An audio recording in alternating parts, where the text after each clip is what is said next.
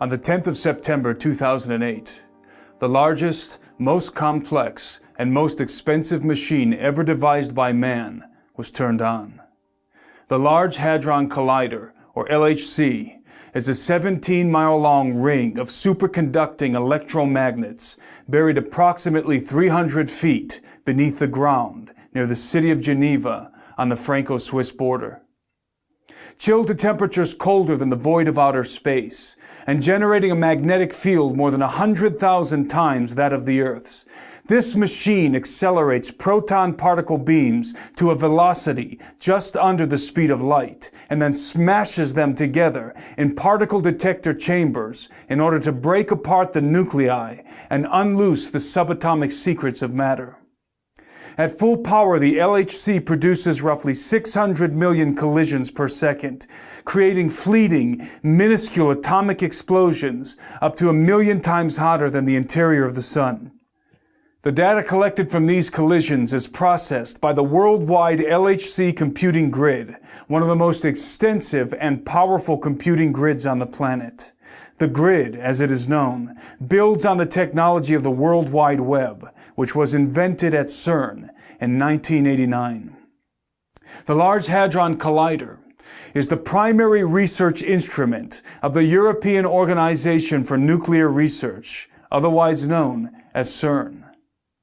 After the devastating detonations of Fat Man and Little Boy over Nagasaki and Hiroshima at the end of World War II, mankind was irrevocably thrust into the atomic age.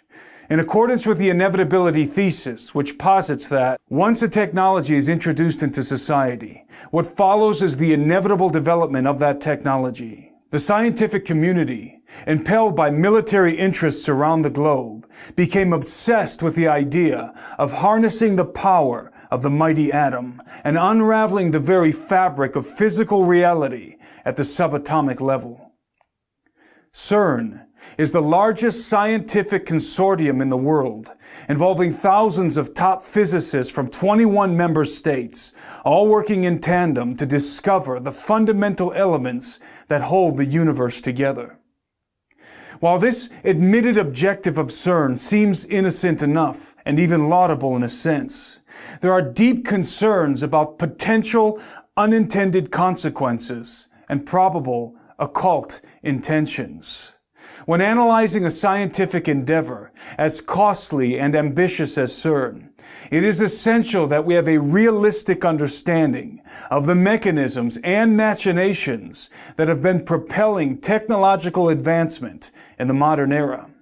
In a perfect world, the greatest accomplishments of science would be the product of goodwill toward men and the desire for peace and prosperity. However, in the practical world, the world in which we live, the greatest accomplishments of modern science are often facilitated and funded by men who have anything but goodwill and peace on their minds. In many cases, the most groundbreaking technological advancements, such as in the case of jet propulsion, rocket science, and nuclear fission, have been intentionally directed by incredibly malevolent individuals for dark and dangerous purposes. Scientists are rarely the evil villains scheming sinister plots in secret laboratories that Hollywood has often portrayed, with a few glaring exceptions, of course, and are usually zealously dedicated to their particular field of study, with noble or benign intentions at heart. However, this kind of religious commitment to science can engender blind apathy, if not willful ignorance, concerning the overarching implications and ill intentions of the benefactors facilitating their work. This is certainly the case of the brilliant men and women working at CERN, most of whom naively believe that the prime objective of their research is to merely understand what the universe is made of and how it all started at the Big Bang. Unfortunately, What they fail to realize, apart from the fact that they are working from a false premise to begin with, is that their research is very likely being used to advance a hidden agenda, the conspirators of which are well aware of who created the universe and are absolutely intent on making war with him and enthroning another in his place. CERN is an acronym derived from the French rendition of the designation European Council for Nuclear Research, which was a provisional council organized in the early 1950s with critical backing from the United Nations, whose task was to plan for the construction of a multinational European research facility that would be dedicated to the study and advancement of nuclear physics. On the 29th of September 1954, the Provisional Council was dissolved and the European Organization for Nuclear Research, or CERN, was born. As an interesting side note, the infamous Bilderberg Group was also conceived that same year, exactly 4 months later, on the 29th of May. Both of these organizations enjoy diplomatic immunity.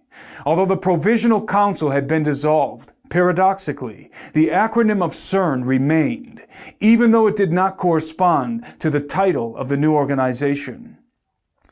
It was distinguished physicist and one of the key pioneers of quantum mechanics, Werner Karl Heisenberg, who had inexplicably insisted that the original acronym of CERN remain in effect, as Tom Horn elucidates in his book, On the Path of the Immortals. Werner Heisenberg understood quite well what quantum physics implied for humanity. Inherent within this theoretical realm, populated by obtuse equations and pipe-smoking scientists, lies what I call the Babylon potential. This is the secret knowledge, the scientific imperative, informed and driven by spiritual advisors, that the Bible cites as the key to opening a gateway for the gods. It is Ente Menaki, Baba Alu, the opening of the Abzu, the doorway to hell. Tom goes on to explain that, although Heisenberg may or may not have known it, CERN is an abbreviated title for an ancient Celtic deity called Cernunnos. Cernunnos, whose name means horned one, is thought to be the god of death and rebirth and the lord of the underworld.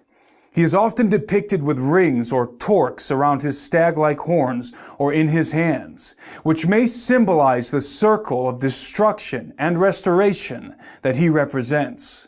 To further concretize this idea, Cernunnos is also depicted with a ring in one hand and a snake in the other.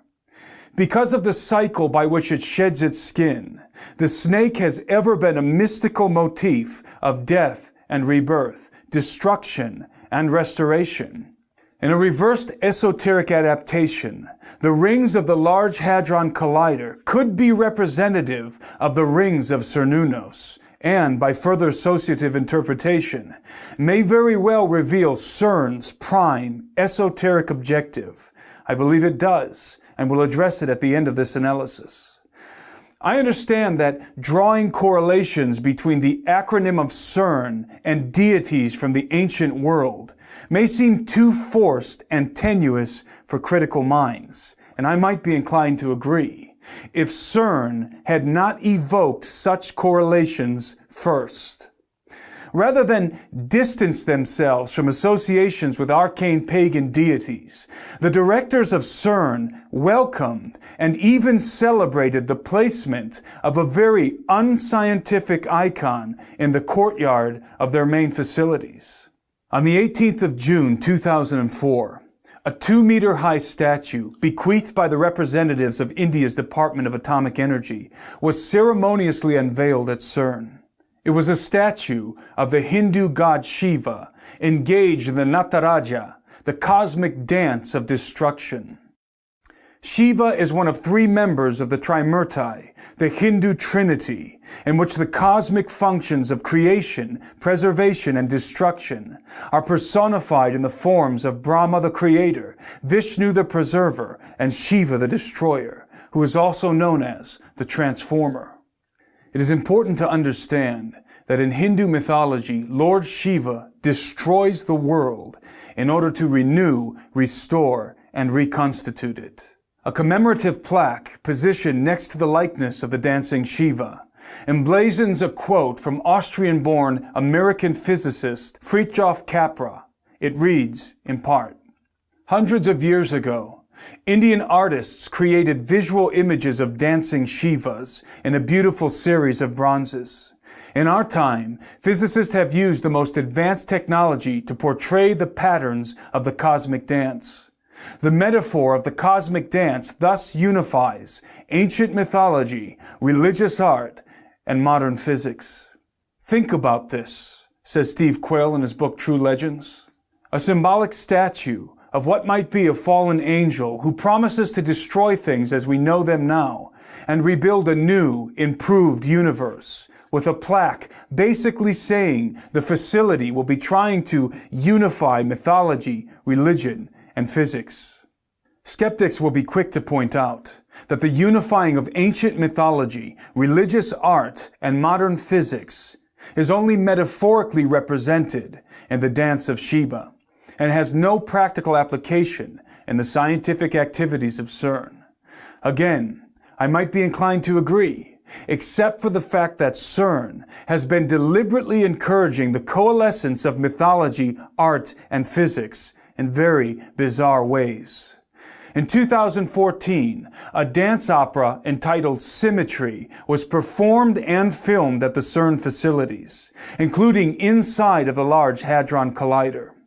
Directed by filmmaker Ruben Van Leer and featuring the voice of American soprano Claren McFadden, Symmetry was a collaborative project involving not only choreographers and dancers from the production team, but many of CERN's own scientists.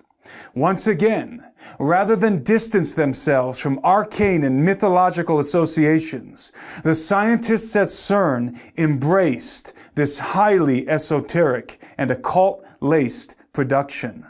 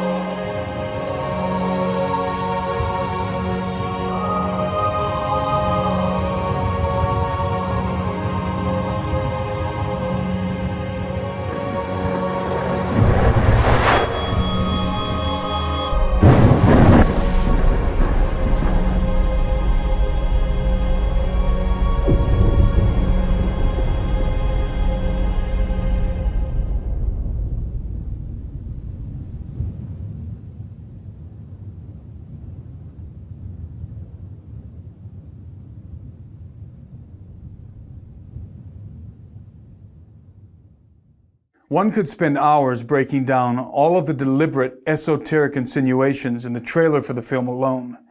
But in the interest of time, let me just point out one of the more obvious details.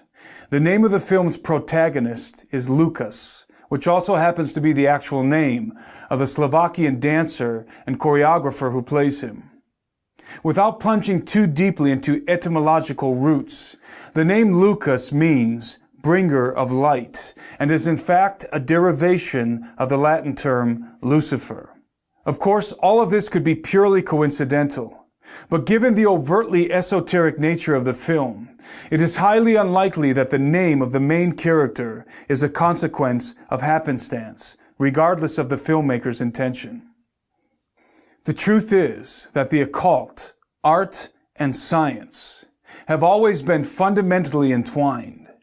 The natural synthesis or symmetry that binds them is perhaps best illustrated in one man, Sir Francis Bacon. Bacon, who is widely considered to be the father of modern science and the primary proponent of the scientific method, which is the very underpinning of CERN, was himself an occultist, artist, and scientist. In fact, there is reason to believe that Francis Bacon is the true face behind the dubious mask of William Shakespeare.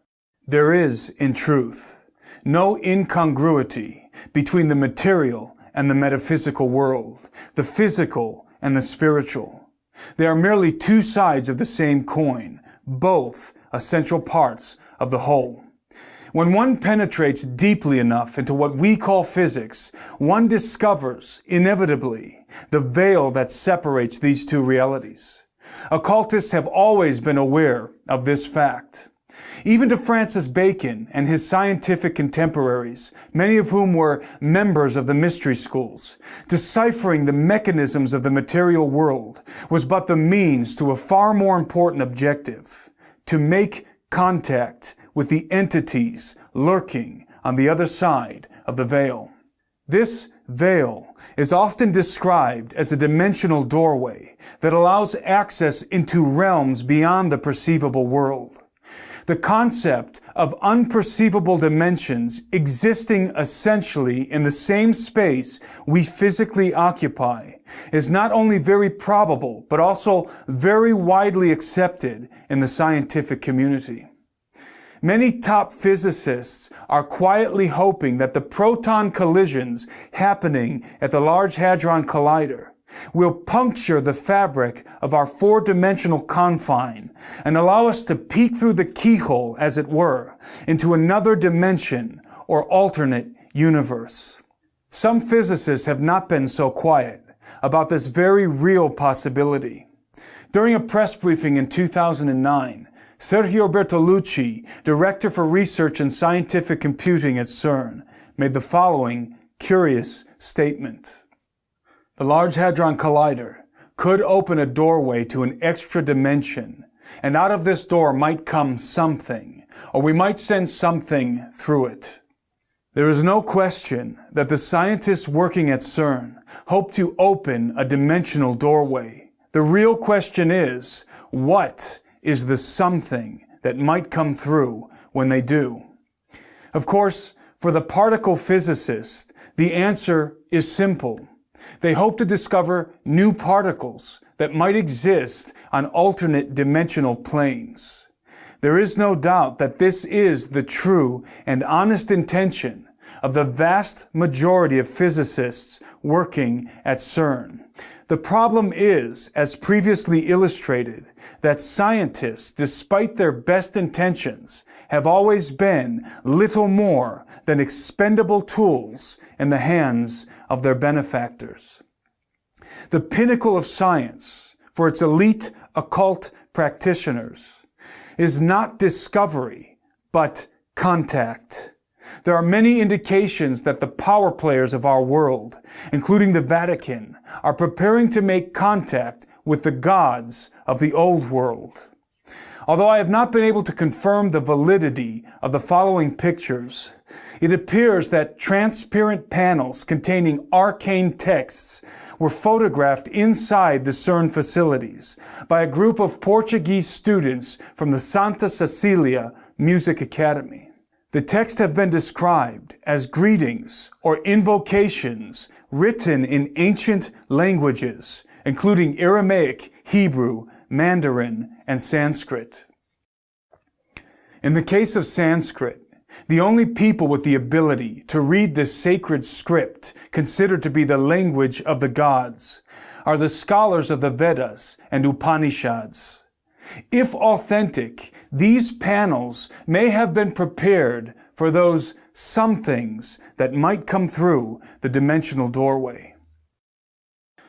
It may seem to those unfamiliar with the theoretical realm populated by obtuse equations and pipe-smoking scientists, as Horn aptly puts it, that this analysis is nothing more than hearsay, hyperbole, and wild speculation. But as any theoretical physicist worth his salt will admit, particle physics and quantum mechanics is a world in which fact and fantasy are at times indistinguishable. When it comes to CERN and its Large Hadron Collider, there is no shortage of theoretical doomsday scenarios, many of which have not been propounded by unlearned laymen such as myself, but by some of the most esteemed scientific minds in the world. The following is a brief list of the theoretical possibilities relating to the activities of CERN, and is by no means exhaustive. Each one of these points represents either a scientific reality or a hypothetical possibility based on incredibly complex concepts and mathematical formulas that I won't even attempt to explain or pretend to understand. Number 1, black holes. Perhaps the greatest fear among theoretical physicists concerning the LHC is that it might create uncontainable miniature black holes that could descend to the core of the planet and literally devour it from within. It is important to note that black holes are only theoretical constructs and have never been proven to exist. Black holes were first discovered as purely mathematical solutions of Einstein's field equations and are not necessary in Tesla's electric universe model. To date, black holes are science fiction. Number 2, antimatter weapons. Unlike black holes, antimatter is not theoretical. Not only can it be measured, but it is already being created and contained in the LHC, though in very small quantities for short periods of time, according to CERN. Antimatter has enormous explosive potential. A quarter gram of antimatter can produce an explosive yield equivalent to 5 kilotons of TNT. If CERN develops the capability to create and store significant amounts of antimatter, and some claim it already has, then highly destructive antimatter weapons will be developed. The advantages of antimatter bombs, for example, are very great, and that they could produce atomic-level explosions without residual nuclear fallout. Number 3, particle beam weapons. A directed beam of high-energy subatomic particles moving at extreme velocity, such as the ones produced in the LHC, is capable of obliterating matter at the molecular level. Particle beam weapons are already on the battlefield, especially in Black Ops warfare, and the research of CERN will certainly expand and refine their military application. Number 4, time distortion and stargates. It has been suggested that by colliding heavier subatomic particles, such as lead ions, which CERN will soon be doing, space and time could be distorted, creating what Einstein called a Rosen bridge or stargate, which is basically a wormhole between two different locations, dimensions, or periods of time. It has also been suggested that such distortions in the space-time continuum could lead to what has been referred to as the Groundhog Day effect, in which time folds back on itself, allowing manipulation of the past. Number 5, DNA sequencing and artificial synthesis. Since it is a fact that the Synchrotron Collider at Berkeley and Walnut Creek, California, was used to help sequence human DNA for the Human Genome Project, it is certainly feasible that the Large Hadron Collider could also be employed in a similar way, but with much more precise results. There is evidence to suggest that artificial human or human hybrid genomes have already been synthesized at collider facilities, including CERN. Number 6, strangelets. Produced from a quark-gluon plasma soup, sometimes generated after high-energy particle collisions, strangelets are the most explosive substance in the known universe, and according to theoretical physicists, were responsible for the explosion at the so-called Big Bang. Contrary to popular belief, strangelets are not theoretical, but have been confirmed to exist at the Brookhaven National Laboratory located on Long Island, New York, where physicists working with the Relativistic Heavy Ion Collider, or RHIC, are attempting not only to produce strangelets, but to contain them. The potential gains of this endeavor for the military-industrial complex are self-evident. Because the LHC is a much higher energy collider than the RHIC, strangelet production and containment is even more feasible at CERN. In light of this information, It should give everyone watching this analysis pause when confronted with the fact that China is even now preparing to construct a super collider twice the size of the one at CERN. There can be no doubt that in the best case scenario, the world is about to witness the most dangerous and potentially deadliest arms race in human history. However, there is something percolating in occult shadows behind the scenes that is even more disturbing than a super collider arms race. When the sum of possibilities is considered, what we have at CERN ultimately is the potential to develop weapons for waging war with enemies far more powerful than mere human beings. This is the Babylon potential to which Tom Horn refers, the ability to open the forbidden gates of the gods and make war with the hosts of heaven, as was likely Nimrod's objective in the plains of Shinar. And this leads me full circle to what I believe to be the supreme hidden purpose of the Large Hadron Collider and CERN. Recall that the Celtic deity Cernunnos, the horned lord of the underworld, represents the cycle of death and rebirth, of destruction and restoration. I believe that the Luciferian priesthood behind the thrones of the European Union and the United Nations intend to use CERN as the key to literally open the gates of hell in order to release the gods that have been imprisoned there, those fallen watchers and arcane entities bound with chains in the abyss of Tartarus. Their prime objective is the restoration of the Golden Age, when the gods mingled themselves with the seed of men, and their hybrid offspring ruled the earth. All of our research points inexorably to this grand conspiracy. It is my contention that the earth is even now being slowly terraformed via chemtrailing, HARP, and other such clandestine programs in order to reconstitute the conditions that existed on the planet before the flood of Noah, in anticipation of the hybrid race that is coming.